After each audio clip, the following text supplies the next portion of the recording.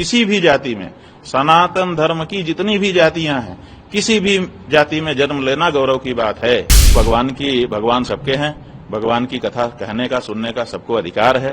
जब सार्वजनिक रूप से कोई कथा होती है तो उसमें ब्राह्मण वक्ता व्यासासन पर बैठता है ताकि हर वर्ण के लोग उससे सुन सकें, कोई ऐतराज न करे। जावा में जो कुछ हुआ है बहुत गलत हुआ है।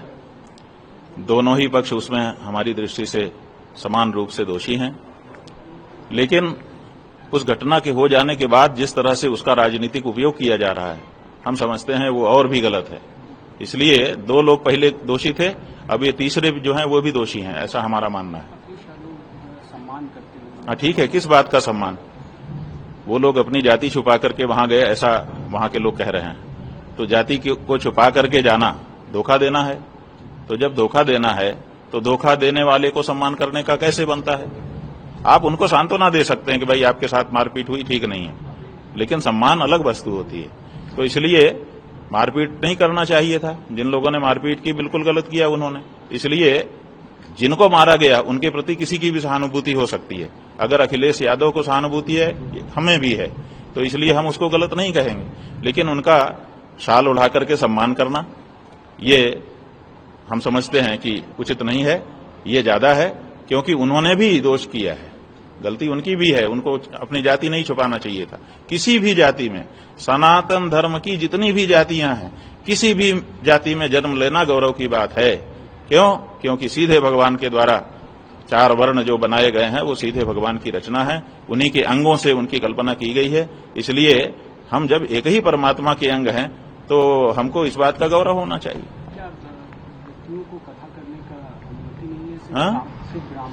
नहीं, ऐसा है कि कथा तो भगवान की सबके लिए है, किसी के लिए नहीं, ऐसा नहीं। भगवान भी सबके लिए है।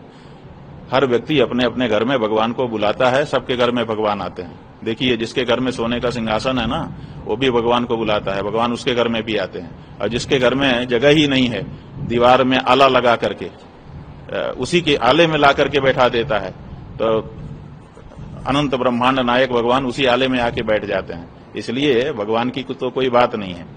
तो भगवान सबके हैं, भगवान की कथा कहने का सुनने का सबको अधिकार है, लेकिन हमारे यहाँ कुछ मर्यादाएं भी बनाई गई हैं। तो उन मर्यादाओं में यह है कि जब सार्वजनिक रूप से कोई कथा होती है तो उसमें ब्राह्मण वक्ता व्यासासन पर बैठता है ताकि हर वर्ण के लोग उससे सुन सकें, कोई ऐतराज न करे। ज्यादातर विरोध इसलिए भी है क्योंकि वो पहले बहुत कथा कहते थे। हाँ, यही बात है ना कि आप पहले बहुत कथा कह रहे थे, अब राम कथा कृष्ण कथा कहने के लिए आ गए, और फिर आपने अपनी एक कल्पना करके जाति कर ली और उस जाति के अनुसार आपने कागज बनवा लिए और उसी के अनुसार अपना नाम लिखने लग गए। तो ये जो है, इससे पता चलता है कि वो जो व्यक्ति हैं वो जिस जाति के हैं उस जाति में अपने को गौरव महसूस नहीं कर रहे हैं, इसीलिए वो अपने आरोपित जाति, एक दूसरी जाति बना करके आए हुए हैं। तो उनको ऐसा नहीं करना चाहिए। जिस जाति में जन्म हो गया उस जाति में एक से एक महापुरुष हुए होंगे।